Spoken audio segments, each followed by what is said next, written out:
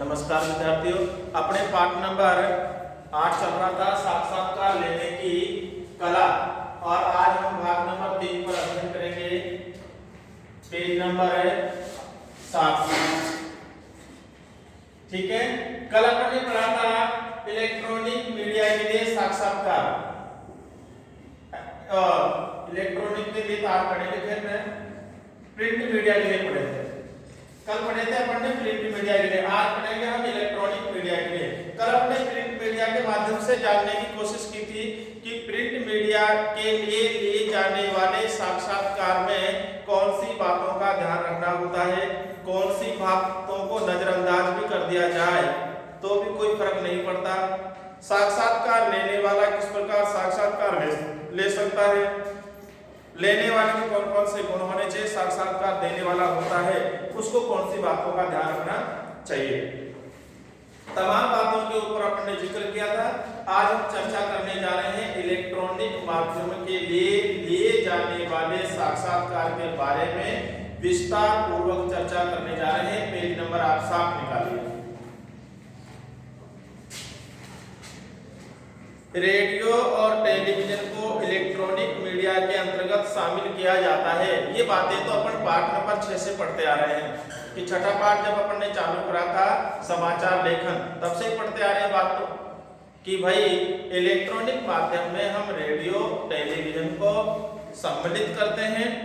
इनके लिए किए जाने वाले साक्षात्कार की सफलता में तकनीकी पक्ष का भी विशेष योगदान होता है, उपकरणों का भी, कि जो यंत्र होते हैं उन यंत्रों का भी बहुत ध्यान रखना होता है, उनके नियमों, उनके कानून कायदों, उनको कैसे संचालित किया जाता है, तमाम जानकारी दोनों को ही होनी चाहिए। जहां एक तरफ रेडियो श्रव्य माध्यम है, वहीं दूसरी तरफ टीवी दृश्य श्रव्य माध्यम है। इस बात को छोटा सा बालक भी जानता है कि रेडियो श्रव्य माध्यम है, टीवी श्रव्य एवं दृश्य दोनों ही माध्यम है। यदि हमें रेडियो के लिए साक्षात्कार करना है तो टेपांकन विधि यानी रिकॉर्ड करने की विधि, रिकॉर्डिंग कैसे की जाएगी, टेपांकन विधि से परिचित होना साक्षात्कारदाता और साक्षात्कारकर्ता दोनों का ही जानना जरूरी है। क्यों? अगर मान लीजिए साक्षात्कार लेने वाला तो रिकॉर्डिंग के बारे में जानता है, लेकिन उनको साक्षात्कार देने वाला नहीं जानता। जैसे मान लीजिए सामने ही रिकॉर्डिंग की मशीन लगी हुई है, माइक लगा हुआ है और वो बोलता बोलता इधर मुंह कर लेता है तो आवाज कैच नहीं करेगा। ठीक है, ऐसी स्थिति के बारे में उसको पहले से बता देना चाहिए कि आपको इस प्रकार से बोलना होगा, इतनी आवाज आपकी होनी चाहिए। ऐसा भी नहीं होना चाहिए कि मुंह भी सामने है, माइक भी सामने, लेकिन माइक दूर है, उसकी आवाज नहीं पकड़ रहा हो, ऐसे भी कमी हो सकती है। तो इन तमाम बातों की जानकारी उसे होनी चाहिए। ठीक है ना, तो साक्षात्कार लेने वाला जानता है तो साक्षात्कार देने वाले को भी यंत्रों के बारे में जानकारी दे दे ताकि वो लापरवाही नहीं बरते और सही रिकॉर्डिंग हो सके। ठीक है, कौन कौन सी बातों का ध्यान रखना होगा और भी हम बातें करेंगे। पूर्व अपन एक चीज पढ़ा था कि साक्षात्कार दो प्रकार से हो सकते हैं। एक बार तो तुरंत अचानक कहीं पर भी कोई नेता मिल जाता है, स्टेशन पर, एयरपोर्ट पर, तो तुरंत वहां ले लेते हैं। आकस्मिक घटना घटती है तब भी आकस्मिक साक्षात्कार ले लेते हैं। लेकिन कई बार किसी विशेष चर्चित व्यक्ति से उसके जीवन के बारे में जानना हो, उसके कृतित्व के बारे में जानना हो, किसी विषय से जानना हो विषय के बारे में, तब उसको निश्चित स्थान दे देते हैं, निश्चित समय बता देते हैं, निश्चित दिन बता देते हैं और कहाँ साक्षात्कार लिया जाएगा स्थान वो भी हम निर्धारित कर देते हैं कई बार पहले से, कई बार अचानक भी ले लेते हैं साक्षात्कार। पूर्व निर्धारित किसी स्थान विशेष या स्टूडियो में साक्षात्कार में शामिल होने से पूर्व दाता और कर्ता को माध्यम के तकनीकी पक्षों और गुणों की पूरी तरह जानकारी होनी चाहिए कि साक्षात्कार लेने वाला और साक्षात्कार देने वाला दोनों को ही यंत्र के बारे में, उपकरण के बारे में जानकारी होनी चाहिए, उनके पक्षों के बारे में, उनके गुणों के बारे में जानकारी होनी चाहिए।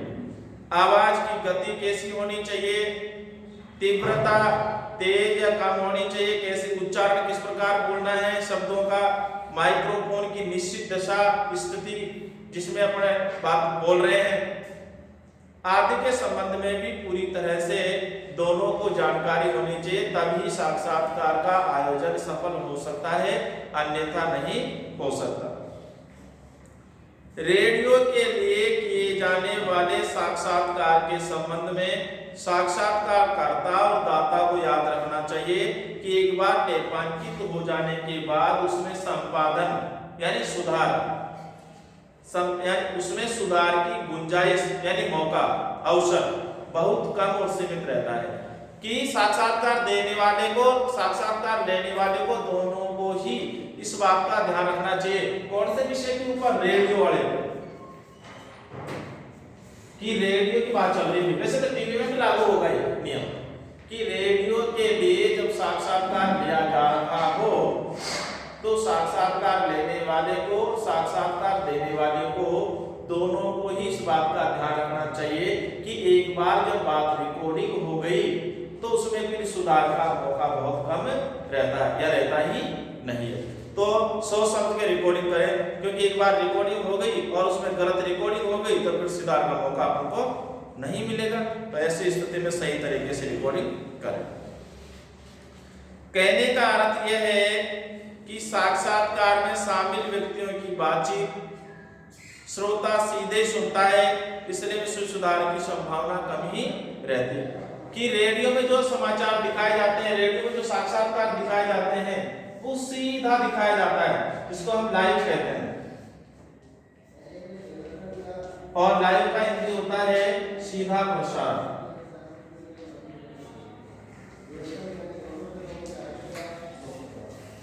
लाइव को हम सीधा प्रसारण कहते हैं। कभी आपने टीवी में देखा होगा, ऐसा भी लिखा हुआ आता है और ऐसा भी लिखा हुआ आता है, ठीक है ना। तो रेडियो में भी लाइव होता है, सीधा प्रसारण होता है। तो जैसे साक्षात्कार दिया जा रहा हो वो श्रोताओं तक ऐसे कैसे पहुंचता है, तो फिर गुंजाइश नहीं रहती उसमें सुधार करने की। तो सही तरीके से बोले, साक्षात्कार सही तरीके से दे। इसी तरह टीवी के लिए आयोजित किए जाने वाले साक्षात्कार में भी अत्यंत सावधानी की जरूरत होती है कि जिस प्रकार रेडियो के लिए दिए जाने वाले साक्षात्कार में सावधानी बरतनी होती है, उसी प्रकार टीवी के लिए किए जाने वाले साक्षात्कार में भी सावधानी बरतनी होगी। क्यों? क्योंकि इसमें यंत्रों का उपकरण का प्रयोग किया जाता है। अपने प्रिंट मीडिया में इतना दबाव नहीं डाला था कि भाई ज्यादा ही सावधानी बरतनी पड़ेगी, इतना दबाव नहीं था उसमें, लेकिन इनमें रहेगा क्योंकि ये यंत्रों पर आधारित है। बल्कि दृश्य श्रव्य माध्यम होने के कारण टीवी के लिए आयोजित किए जाने वाले साक्षात्कार में अतिरिक्त ध्यान देने की आवश्यकता है। और एक बात ध्यान रखना, रेडियो से ज्यादा ध्यान देने की आवश्यकता है टीवी में, यानी कि कम ध्यान देने की आवश्यकता होती है प्रिंट में, ठीक है, प्रिंट मीडिया। और प्रिंट मीडिया से ज्यादा ध्यान देने की आवश्यकता है रेडियो में, और रेडियो से ज्यादा ध्यान देने की आवश्यकता है टीवी में। इनका हालांकि आजकल ऐसे सॉफ्टवेयर आ गए हैं जो कुशलता से इंटरव्यू को संपादित कर देते हैं, कोई खामियाबी रह जाती है तो दूर भी कर देते हैं। क्या आज इतना घबराने की जरूरत नहीं। जैसे टीवी के लिए साक्षात्कार लिया जा रहा हो और उसमें कोई गड़बड़ हो गई हो तो ऐसे सॉफ्टवेयर आ गए। आपने देखा होगा कई बार फिल्म तैयार हो जाती है, फिल्म तैयार होने के बाद में उसमें से कुछ लोग आंदोलन कर देते हैं, ऐतराज कर देते हैं, विरोध जताते हैं कि ये जो सीन दिखाया जा रहा है, ये गाने में जो कुछ बोल दिखाए जा रहे हैं वो हमारे समाज का है प्रभावित करने वाला है, हमारे समाज के ऊपर एक तरह से नीचा दिखाने का काम हो रहा है, समाज पर आधारित नहीं होना चाहिए, ऐसा कुछ विरोध करते हैं। तो फिर निर्देशक क्या करता है, उस सीन को हटा देता है, काट देता है। जब पिक्चर है तो उस फिल्म तैयार हो गई, तैयार होने के बाद अब वो क्या ज्यादा बड़ा नहीं है, जैसे मान लीजिए 2 सेकंड का ही हो, लेकिन उस 2 सेकंड के सीन को फिर हटाना ही पड़ता है। तो ऐसे सॉफ्टवेयर आ गए आजकल, रिकॉर्डिंग होने के बाद में उसको क्या कर देते हैं, हटा देते हैं, अपनी कमियों को दूर कर देते हैं आजकल तो। और जो जो दिन गुजरते जाएंगे वैसे ही नई नई तकनीक आती जाएगी। रेडियो और टीवी दोनों माध्यमों की अपनी कुछ सीमाएं हैं, रेडियो माध्यम में दाता और कर्ता की बातचीत को श्रोता सिर्फ सुन सकता है, वहीं दूसरी तरफ टीवी के साक्षात्कार का लोग सुनने के साथ साथ देख भी सकते हैं। कि क्या होता है, रेडियो की समाचार या रेडियो के साक्षात्कार को तो श्रोता सुनेगा, लेकिन टीवी के साक्षात्कार को सुनेगा भी और देखेगा भी। तो इसमें तो सभी पक्षों का ध्यान रखना होगा भाई। इसमें जैसे कल अपने प्रिंट माध्यम की बात कर रहे थे कि उसमें वेशभूषा मायने नहीं रखती, उसमें शरीर की गतिविधियां मायने नहीं रखती, उसमें चेहरे का हाव भाव कोई मायने नहीं रखता, लेकिन इसमें तो रखना पड़ेगा। क्यों? क्योंकि इसमें तो दिख रहा है, ऐसा कैसे चित्र आएगा। इसलिए साक्षात्कारकर्ता और साक्षात्कारदाता को अपने हाव भाव, शारीरिक गतिविधियां, चेहरे की भाव भक्तियों के प्रति भी सावधान रहना आवश्यक है। जो चीजें प्रिंट माध्यम के लिए लागू नहीं थी, वो तीनों चीजें यहाँ पर लागू हो जाएगी। ठीक है ना? उनके द्वारा की जाने वाली प्रत्येक गतिविधि को लाखों करोड़ों दर्शक देख रहे हैं, इस बात का भी ध्यान कर्ता और दाता को रखना पड़ता है। कई बार आपने देखा होगा, अपन ने पटकथा पढ़ी थी, कहानी कि पटकथा में ये ध्यान रखना पड़ता है उस पटकथा लिखने वाले को कि जो मैं लिख रहा हूं वो कागज पे ही लिख करके नहीं रहेगा, ये पर्दे पर दिखाया जाएगा, जिसको लाखों करोड़ों दर्शक देखेंगे। इसी भावनाओं को ध्यान में रखते हुए उसे पटकथा तैयार करनी चाहिए। साधारण कहानी या साधारण कहानी की कविता तो किताब में सीमित रह जाती है, ठीक है, लेकिन अगर मान लीजिए पटकथा ही लिखी जा रही है तो पटकथा भी कहानी का ही रूप है, लेकिन उस कहानी को इस आधार पर लिखा जाएगा, इस आधार पर रूपरेखा तैयार की जाएगी कि वो पहले से मान लेता है कि जो मैं लिख रहा हूं वो कागज में ही नहीं रहेगा बल्कि पर्दे पर दिखाया जाएगा, जिसको लाखों करोड़ों दर्शक देखेंगे। तो उसमें बहुत सावधानी बरतनी पड़ती है उसको। उसी प्रकार प्रिंट माध्यम के लिए जो साक्षात्कार लिए जाते हैं उसमें कम सावधानियां बरतनी होती है, लेकिन टीवी के लिए लिए जाने वाले साक्षात्कार में बहुत सारी सावधानियां हमारे को बरतनी होगी। उपकरणों का ध्यान रखना होगा, कौन कौन से यंत्र काम में लिए जाते हैं, आवाज कैसी होनी चाहिए, माइक्रोफोन की स्थिति कैसी होनी चाहिए, उसकी दशा कैसे होनी चाहिए, बोलने वाले को भी सारी बातों का ध्यान रखना पड़ता है। टेलीविजन के साक्षात्कार से किसी भी कार्यक्रम या समाचार में प्रामाणिकता या जीवंतता उत्पन्न हो जाती है। ये बात तो अपन ने पहले वाले पाठ में पढ़ ली थी, पाठ 6 में, जब अपन ने 20 सेकंड से लेकर के 40 सेकंड के लघु साक्षात्कार की बात करी थी। उसमें लाइन दे रखी थी कि लघु साक्षात्कार से समाचार में विश्वसनीयता आ जाती है, प्रामाणिकता आ जाती है, ठीक है, ये बात अपन ने पढ़ी थी। यहाँ पर भी वही बात बोल रहा है कि साक्षात्कार जब टीवी में दिखाया जाएगा तो टीवी में साक्षात्कार दिखाने से समाचार में जीवंतता आ जाती है, प्रामाणिकता आ जाती है, विश्वसनीय समाचार बन जाता है, सजीवता आ जाती है, लोग उसको विश्वास करने लग जाते हैं समाचार, क्यों? उसमें साक्षात्कार दिखाया जा रहा है। ठीक है, तो ऐसी स्थिति में प्रिंट मीडिया के साक्षात्कार और टीवी के लिए लिए जाने वाले साक्षात्कार में काफी भिन्नता दिखाई देती है। इसके साथ ही साथ जरा सी असावधानी व लापरवाही से पूरा साक्षात्कार और कार्यक्रम खराब होने का भय भी बना रहता है। अगर मान लीजिए साक्षात्कार लेने वाले ने ध्यान नहीं दिया, लापरवाही बरत दी, तो अपना साक्षात्कार खराब हो सकता है। और साक्षात्कार देने वाले ने लापरवाही बरत दी, उसने सही समय पर सही प्रश्न का जवाब नहीं दिया, तो भी हमारा साक्षात्कार खराब हो जाएगा। ऐसी स्थिति में दोनों का ही दायित्व होता है कि दोनों ही अपनी अपनी भूमिका को सही तरीके से निभाएं। दोनों कौन? साक्षात्कार लेने वाला और साक्षात्कार देने वाला।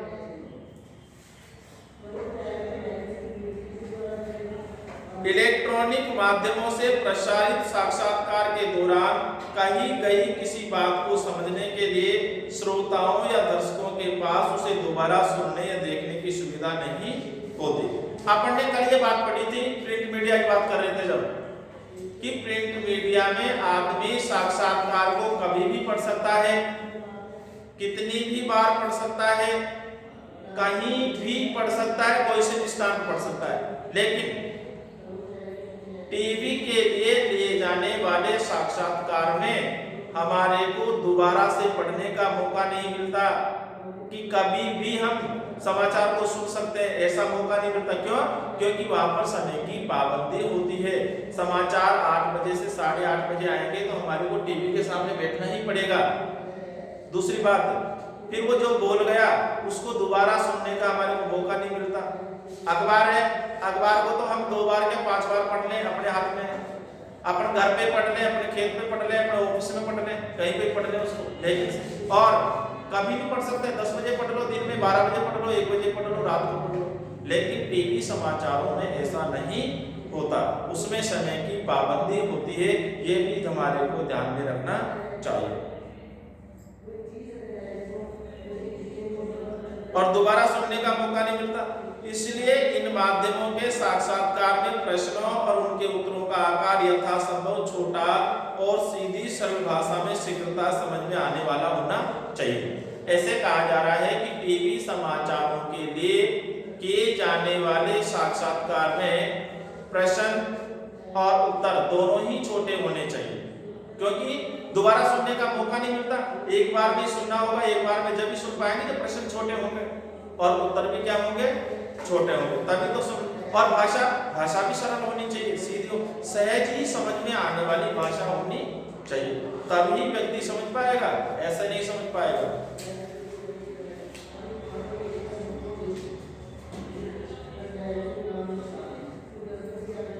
इलेक्ट्रॉनिक माध्यमों का उपयोग साक्षर और निरक्षर दोनों प्रकार के व्यक्ति करते हैं।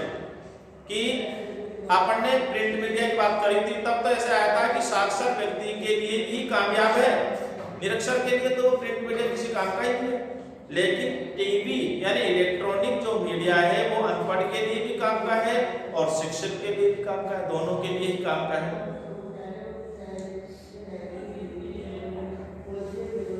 कि साक्षर और निरक्षर दोनों प्रकार के व्यक्ति करते हैं इसका उपयोग, इसलिए इलेक्ट्रॉनिक माध्यमों के लिए आयोजित साक्षात्कार की भाषा तो सरल होनी ही चाहिए। हाँ, प्रिंट मीडिया में थोड़ी बहुत कठिन हो जाए तो चल जाएगी। क्यों? क्योंकि पढ़ने वाला शिक्षित है, साक्षर तो है ही, कम से कम पढ़ना तो जानता ही है और ज्यादा नहीं जानता तो वो फिर भी किसी प्रकार से अर्थ निकलवा लेता है, अर्थ निकाल लेता है। लेकिन टीवी देखने वाला तो अनपढ़ भी हो सकता है, जिसमें अक्षर ज्ञान ही नहीं हो, वो भी हो सकता है। तो इसमें भाषा बिल्कुल सरल होनी चाहिए ताकि सब लोगों के समझ में आ जाए। कई बार आपने देखा होगा घर पे भी, जिसको खुद का नाम लिखना नहीं आता वो भी क्या कहता है, अरे टीवी चला रहा तो समाचार लगा, मैं भी सुन लूं कुछ।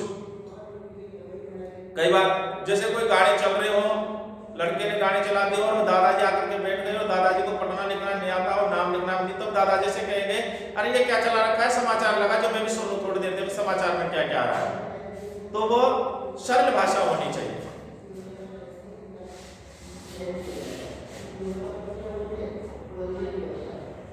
इलेक्ट्रॉनिक माध्यमों के साक्षात्कार में समय सीमा का ध्यान भी रखना पड़ता है।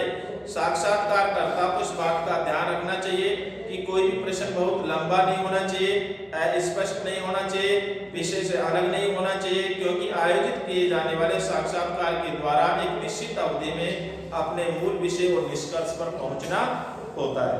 कि साक्षात्कार लेने वाले को इस बात का भी ध्यान रखना चाहिए कि समय निश्चित समय होता है 30 मिनट, मान लो 30 मिनट है। अब 30 मिनट के अंदर ही उसे प्रश्न पूछना है, 30 मिनट के अंदर ही जिस उद्देश्य से साक्षात्कार लिया जा रहा है उस उद्देश्य से निकल करके आ जाए। तो प्रश्न ज्यादा लंबे भी नहीं होने चाहिए, स्पष्ट यानी प्रश्न पूछा जा रहा हो वो अगले आदमी के समझ में ही नहीं आ रहा हो, ऐसा भी नहीं होना चाहिए। तो समय सीमा का ध्यान रखते हुए उसी समय सीमा के अंतर्गत सभी प्रश्नों का जवाब साक्षात्कार लेने वाला साक्षात्कार देने वाले से प्राप्त कर ले, तब तो साक्षात्कार सफल हो जाएगा।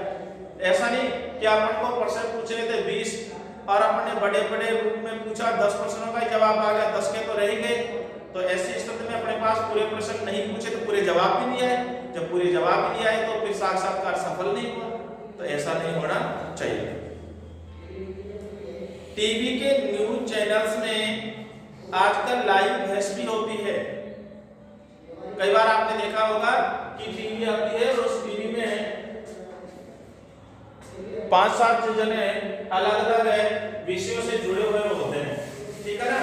तो लाइव बहस चलती रहती है, चर्चा उस पर देखना आपने जैसे मान लीजिए टीवी है, ठीक है, यहाँ पर जो एंकर होता है और एंकर का चित्र आता रहता है, यहाँ पर उसकी फोटो आती रहती है, और इधर यहाँ पर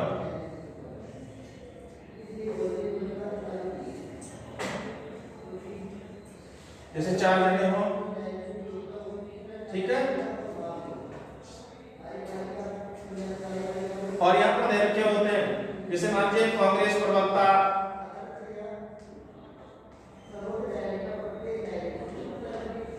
बीजेपी प्रवक्ता, यहाँ पे जैसे मान लीजिए क्या नाम से आरएलपी प्रवक्ता, और यहाँ पर दे रखे होते हैं कृषि विशेषज्ञ, कृषि विशेषज्ञ। अब जैसे मान लिया ये हो गया पत्रकार,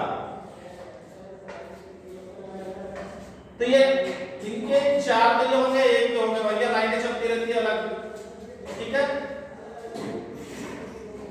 तो ये पत्रकार है, इनसे पूछता रहता है, जैसे कृषि कानून पर कृषि किसान आंदोलन कर रहे हैं, तो कांग्रेस प्रवक्ता से पूछेगा वो कि आप ये किसान आंदोलन कर रहे हैं और कृषि कानून उसको लेकर आपका क्या बयान है, आप क्या कहना चाहते हो, ये बोलेगा। फिर बीजेपी वाले से पूछेगा आपका क्या कहना है, वो पक्ष में बताएगा, विपक्ष में बताएगा, आरजेडी वाले बताएंगे, फिर इनसे पूछता रहेगा। फिर कृषि विशेषज्ञ से जुड़े हुए हैं, कृषि विशेषज्ञ बताएंगे कि वास्तव में कानून कैसे है, कैसे नहीं है, किसानों का आंदोलन करना चाहिए था, नहीं करना चाहिए, तमाम बातों की ये बहस चलती रहती है, ठीक है, तो ये लाइव बहस हो गई, ठीक है, ऐसा आपने देखा होगा टीवी में।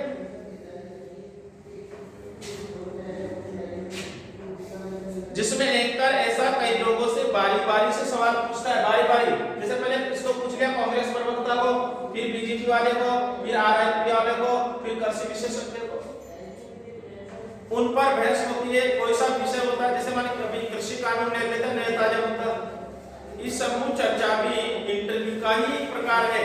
ये समूह में जो चर्चा हो रही है, समूह में जो बहस हो रही है, ये भी साक्षात्कार का ही एक प्रकार है, एक भाग है। ये समूह चर्चा भी इंटरव्यू का ही एक प्रकार है, जिसमें इंटरव्यू करता एंकर को पूरी चर्चा नियंत्रण रखना जरूरी होता है, और इसका दायित्व होता है, ये इनका जो पत्रकार है, इस पत्रकार का दायित्व होता है कि इस बहस के ऊपर जो चर्चा हो रही है, उस चर्चा के ऊपर इसका नियंत्रण होना जरूरी है। पत्रकार कई बार आपने ये कहते सुना होगा कि रुकिए रुकिए रुकिए, आपको पहले बीजेपी वालों को बोलने दीजिए, रुकिए 2 मिनट रुकिए, ऐसे बोलते हैं, या नाम दे रखे होते हैं क्या कि कौन कौन है कौन कौन, ठीक है ना, तो इनको ये कहता है रुकिए रुकिए, आपकी बारी बाद में आएगी, आप बात में बोलना, ऐसे भी सुनने को उनको मिलता है जब अपने चैनल चलाते हैं, ठीक है। तो इन जो चर्चा है, इस चर्चा पर नियंत्रण रखने का काम भी पत्रकार करता है। आजकल मीडिया में साक्षात्कार के विविध रूप सामने आ रहे हैं। तो देखो पहले तो बात अपन ने करी थी कि साक्षात्कार में साक्षात्कार लेने वाला और साक्षात्कार देने वाला दोनों का आमने सामने होना जरूरी है। कल ये बात पढ़े थे अपन ने, ठीक है।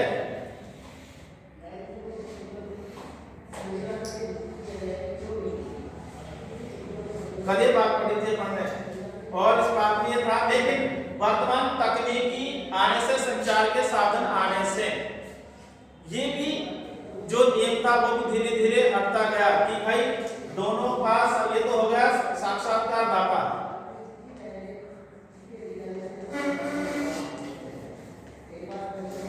और ये हो गया साक्षात्कारकर्ता।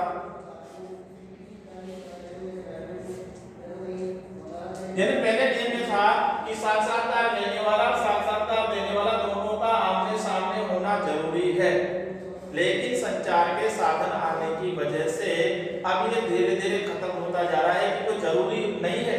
अब जरूरी नहीं है कि दोनों आमने सामने हो। आजकल ईमेल के माध्यम से भी हम क्या कर सकते हैं, प्रश्न लिख करके भेज सकते हैं, और वो भी ईमेल पर प्रश्न का जवाब लिख करके भेज सकता है। इसलिए अब इन दोनों का आमने सामने होना जरूरी नहीं है। आजकल मीडिया में साक्षात्कार के विविध रूप सामने आ रहे हैं। आजकल साक्षात्कार मात्र दो व्यक्तियों की बातचीत नहीं हो करके जन समूह से बात करने का माध्यम भी बन गया है। पहले साक्षात्कार दो व्यक्तियों के बीच में होता था, ठीक है, एक लेने वाला एक देने वाला, लेकिन आजकल जन समूह, अब जैसे 4-5 व्यक्ति जुड़ रहे हैं, 4 के जगह 5 भी हो सकते हैं, 6 भी हो सकते हैं, तो ये जन समूह का रूप हो गया। लेकिन आज बदलते दौर में साक्षात्कार लेने का जो नियम है वो भी धीरे धीरे क्या हो गए, बदल गए।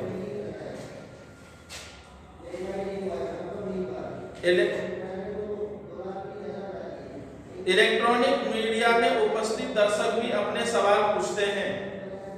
इलेक्ट्रॉनिक मीडिया में उपस्थित दर्शक भी अपने सवाल पूछते हैं कि आपने कभी देखा होगा कि जो कौन बनेगा करोड़पति उसमें प्रश्न पूछे जाते हैं।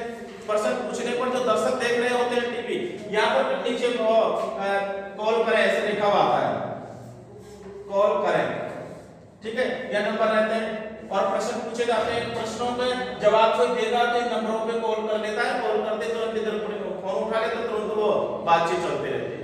आजकल ऐसा भी होने लग गया। संवाददाता सम्मेलन में पत्रकार सवाल पूछते हैं।